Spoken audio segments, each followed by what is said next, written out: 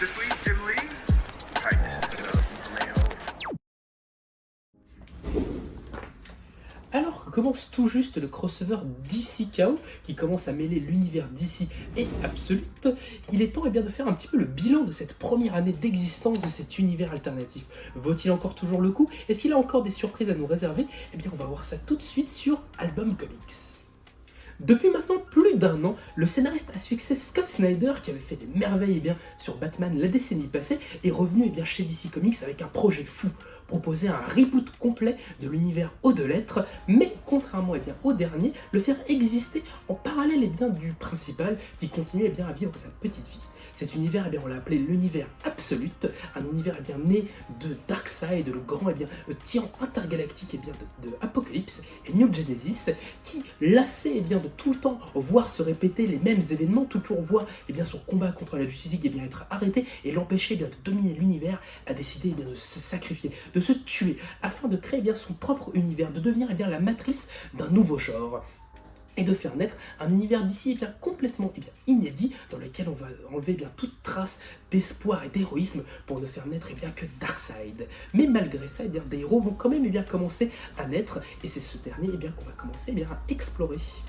La star de ce renouveau, c'est bien évidemment Batman, que Scott Snyder scénarise lui-même, accompagné du dessinateur Nick Dracota, qui avait jusqu'ici fait plutôt les beaux jours de la distinguée concurrence, notamment sur les Fantastic Four. Ici, le Bruce Wayne qu'on retrouve est beaucoup plus violent, beaucoup plus brut de décoffrage que celui que l'on connaît, mais un petit peu moins solitaire. Cette fois-ci, on suit un Batman prolétaire, un Batman pauvre, qui a encore un de ses parents en vie, encore sa mère, son père lui étant tué dans un attentat, dans un zoo, alors que le dernier Bruce était encore enfant. Cette fois-ci, on suit ce Bruce Wayne qui va notamment commencer à combattre les gangs de Black Mask, des animaux de Black Mask dans la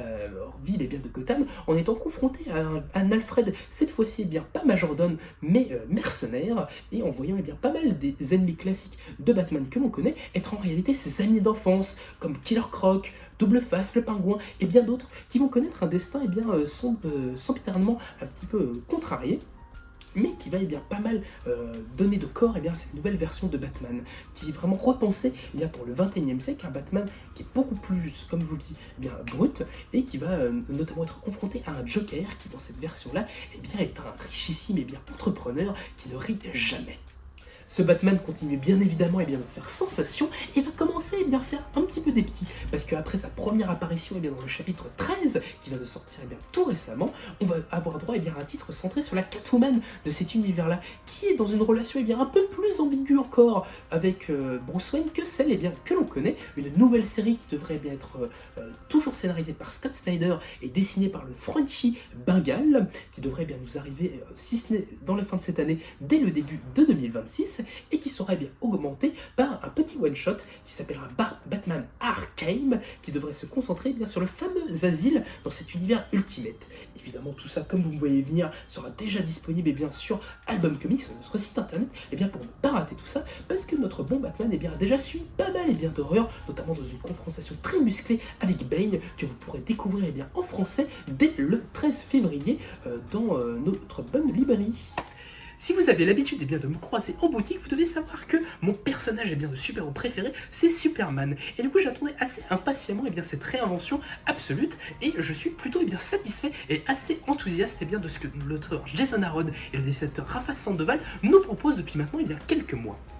L'idée assez forte derrière ce Superman, c'est de montrer un Clark Kent, ou en tout cas un Kal-El, qui n'a pratiquement connu que Krypton. Une Krypton qui est dirigée par des espèces de technocrates qui dominent la planète et asservissent en fait une partie de la population comme simples ouvriers. Et on découvre que le symbole de notre cher Superman n'est pas un symbole d'espoir, ou en tout cas va-t-il le devenir, mais plutôt le symbole en fait des prolétaires, des ouvriers de Krypton. Et que les parents de notre cher Kal-El sont de simples mineurs qui travaillent dans les profondeurs de Krypton. Ce qui va leur permettre de voir que l'exploitation toujours plus grande des ressources naturelles de la planète commence à la tuer à petit feu. Il va commencer une quête, toute une odyssée pour tenter de s'enfuir avant que tout ça n'explose. Mais bien évidemment, les choses restent toujours un petit peu telles qu'elles sont, et Kal-El va être le seul survivant qui va réussir à venir sur Terre. Mais ayant déjà connu l'exploitation et la direction d'une société un petit peu totalitaire, en arrivant sur notre monde et en voyant comme une méga entreprise utilise toutes les personnes à travers le monde pour leurs simples œuvres, notre bon Kal-El va décider de se rebeller et de rentrer en révolte pour tenter de sauver toutes les petites gens un petit peu partout dans le monde, en allant sacrifier et en allant combattre la police des peacemakers, une espèce de police fascisante. Il va peut-être rejoindre un espèce de petit groupe terroriste appelé les Omega Men. Une version du coup de Superman particulièrement engagée que Jason Aaron a décrite comme étant sa version un petit peu de Thor pour DC Comics, en tout cas l'ambition d'en faire quelque chose d'aussi dantesque, puissant et émotionnel que ce qu'il avait fait sur le dieu du tonnerre. Et pour l'instant ça marche du feu de Dieu, en incluant quelques éléments non issus de la mythologie de Superman à celle-ci. Et franchement le mix fonctionne très très bien, notamment du côté de Ra's al Ghul qui va être un petit peu l'antagoniste principal de ce Superman. Moi je suis vraiment très très enthousiaste de ce volume là, j'ai très hâte de découvrir ce que Jason Aaron a encore à nous faire proposer, et les derniers chapitres étant particulièrement épiques. Je pense qu'on va continuer en avoir plein les mirettes pour la suite. Mais ma plus grosse surprise de cette première vague d'Upsuck, personnellement, c'est Wonder Woman, scénarisé par la génialissime Kelly Thompson et dessiné par l'un de mes artistes favoris de ces dernières années, Aidan Sherman. L'idée ici avec notre chère Amazon, c'est de suivre une Diana qui ne connaît absolument rien justement aux Amazones de Themyscira, qui a été élevée aux enfers par la sorcière Circé et qui va commencer à découvrir petit à petit le monde des hommes. Une série vraiment assez badass, épique, qui mélange mythologie et heroic fantasy en nous montrant une Wonder Woman toujours plus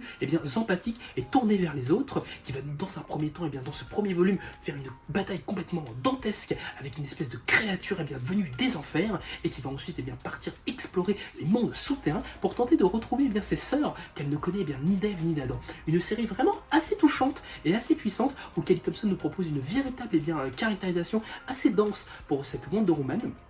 en mettant pas mal l'accent sur sa jeune vie et sur son éducation aux enfers, et en mêlant tout ça avec une mythologie grecque particulièrement originale et qui fait vraiment diablement le job. Vraiment, moi c'est un bonheur chaque semaine, chaque mois de suivre les aventures de cette Wonder Woman avec un casting qui s'étoffe au fur et à mesure de temps et qui nous propose quelque chose d'assez génial. Donc moi cette Wonder Woman c'est vraiment mon gros coup de cœur de cette première vague. Mais je vous connais, je sais que Wonder Woman a été un des personnages les moins suivis de ce début d'Absolute, mais vous avez très tort, parce que déjà c'est génial, mais en plus que c'est un des éléments très importants du développement de la trame globale, car Wonder Woman sera la première à rencontrer en cette fin d'année, sous la plume de Kelly Thompson et Aidan Sherman, Absolute de Batman. La première rencontre entre les deux héros de cet univers-là. Donc franchement, ne manquez pas ça, ça sera très rapidement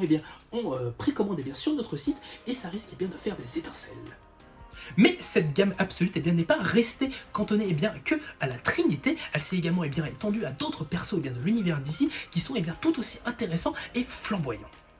Moi, mon gros coup de cœur, évidemment, de ce début, c'est le Absolute Martian Manhunter, scénarisé par Dennis Camp et dessiné par l'incroyable Javier Fernandez, qui nous propose une série complètement psychédélique à mi-chemin entre du Twin Peaks et du Philip K. Dick, qui nous montre un inspecteur du FBI être hanté, complètement absorbé par l'esprit d'un martien, qui ensemble vont mener des espèces d'enquêtes pour découvrir tout ce qui cloche dans ce monde et combattre des sectes ou autres mouvements sociaux, assassinats complètement étranges. Une série à nul autre pareil, mais qui est pour moi la meilleure de Absolute à ce jour, et qui risque de pas mal vous surprendre. Mais ne courez pas tout de suite, parce qu'on va aussi avoir à notre bon Wally West, qui va avoir sa réinvention plutôt inspirée et assez touchante par Jeff Lemire et le dessinateur Nick Noble, avec un Jeff Lemire qui, comme à son habitude, va nous parler de traumas familiaux, avec un Wally West qui a du mal à nouer des relations avec son père, qui est une espèce de militaire qui travaille dans un engin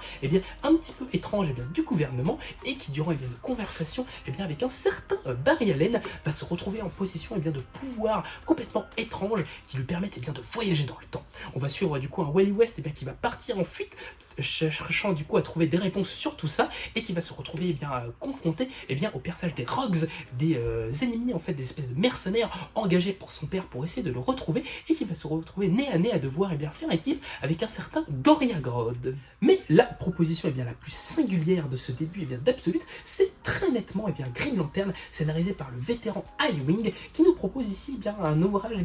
assez en puzzle, qui va nous conseiller les choses un petit peu au compte-gouttes, et qui va nous montrer un groupe de militaires composé de John Stewart, Hal Jordan, John Mullin ou encore Guy Gardner, être aux prises avec un espèce d'extraterrestre qui va venir les juger avec sa lanterne verte. Une série mi-chemin entre l'expérimental et l'horrifique, qui va nous réinventer complètement les règles du Green Lantern Corps, dans une série qui commence à peine à décoller après son premier arc, mais qui va nous emmener vraiment dans l'espace avec des combats assez dantesques, mais également avec un traitement assez profond des traumatismes de chaque personnage, et qui va nous parler à la fois d'entropie, d'espoir et de relations humaines. Donc à suivre, parce que même si c'est celui qui démarre le plus étrangement, c'est peut-être celui qui va s'envoler le plus haut.